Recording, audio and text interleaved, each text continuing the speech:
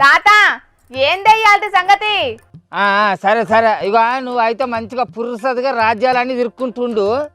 నేను ఈడ కూరగలను తొక్కగలను కూడగలను అడుక్కుంటా బుచ్చపొల లెక్క ఇంట్లో పోయి తిరుక్కుంటా తినుకుంటుంటా. నువ్వు తిరిగా నువ్వు మంచిగా తిరుగు. అయ్యో ఎల్లకాలం ముసలిది వండి పెట్టంటే తింటున్నావు ముసలోడా. ఏదో 4 వద్దులు ఉప్పసకు ముసలి దూరికి పోతే గిన్ని మాట్లాడబడుతుంది.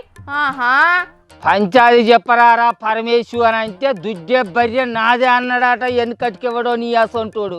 అరే మా పంచాయతీని అడవితకు నువ్వెందుకు దూరుతాను ఎద్దు చేసేవాళ్ళదానా? నీ వార్తలు నువ్వు చదువుకోరాదే.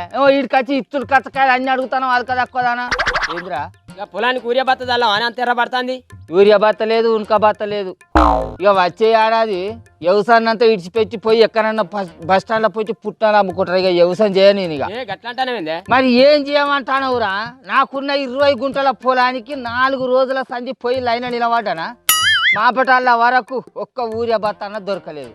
వాడు వెనకడిగాడు ఫోన్ చేసి ఇలా పొద్దుగాల తాత ఒక ఊరియా బత్త దొరుకుతుంది రావే ఇక్కడ పుల్లు ఉన్నాయని చెప్పి నేను ఆడిగిపోతే పొద్దంతా నిలబడి ఆడిగిపోయి పైసలు ఇచ్చే టయానికి అంటాను కదా. ఇక పెద్ద మంచి ఇగో ఈ సీస తీసుకుంటేనే ఊరియా బత్త ఇస్తాము అని అన్నాడు. దానికి 520 రూపాయలట. ఆ సీస నేనేం చేసుకోను. నాకు ఆ ఊరియద్దు ఆ సీసద్దు అని సప్పులు చేయకొచ్చినాయి. ఇక మరి ఏం చేయమంటాను? అవును నిజమేనే తాత. శానదికుల నానో యూరియా బాటిల్ తీసుకున్న రైతులకే యూరియా బత్తాలు ఇస్తున్నారటనే. ఇదేం లింకో ఏం పాడో మరి. అల్లా ఏందిరా ఏంది కాలేజీ ఫీజు కట్టాలన్నట్నా?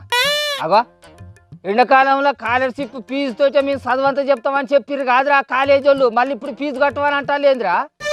ఏంది సర్కారు స్కాలర్షిప్ ఫీజు ఇయ్యదటనా? అయితే ఇప్పుడు మనం కాలేజీ ఫీజు కట్టాలన్నట్నా? ఇక ఆ సంచుని పుస్తకాలన్నీ చదువుకొని సపరేట్ ఇంటికి రా. ఆ వరంగల్ బస్ స్టాండ్లో ఇద్దరం కలిసి పుట్నాలన్నీ అమ్ముకుందాం. మరి ఏం చేస్తావు? అవును ఇది కూడా నిజమేనే తాత. ఫీజు రియంబర్స్మెంట్ కు సర్కారు తన పైసలు లేవని బట్టి విక్రమార్క సార్ చెప్పిండే. ఊరియా బత్తాలు లేవాయే, పిల్లగాళ్ళ చదువులకు పైసలు లేవాయే, ఆడోళ్ళకి ఇస్తామన్న 2500 రూపాయల గృహలక్ష్మి పథకానికి పైసలు లేవాయే, ఆరోగ్యశ్రీకి పైసలు లేవాయే, ముసలోళ్లకు ఆసర పింఛన్ కింద 4000 రూపాయలు ఇస్తామన్నారు వాటికి పైసలు లేవాయే. ఎవరన్నా అప్పు సప్పు అడుగుదామని అంటే ఎవడు అప్పు బుట్టనిత్తలేడా? అడిగితే చెప్పులు ఎత్తుకపోయేటోళ్ళు లెక్కనే చూడబట్టే. మరి ఎందుకున్నది సర్కారు? అరే గట్లంటే ఏందన్నట్టే. సర్కారు ఉన్నది దేనికి అంటే మీరు అధికారం ఇచ్చినందుకు 5 ఏళ్లు గద్దె మీద కూర్చునేటందుకు. కుర్చీలో కూసునుడే తప్ప ఓట్లకు ముంగట కూసిన కూతలకు బాధ్యత వహించదా ఈ సర్కారు? మరి చేత రాగరాదు ఇంకా 3 ఏళ్ల పొద్దున్నది.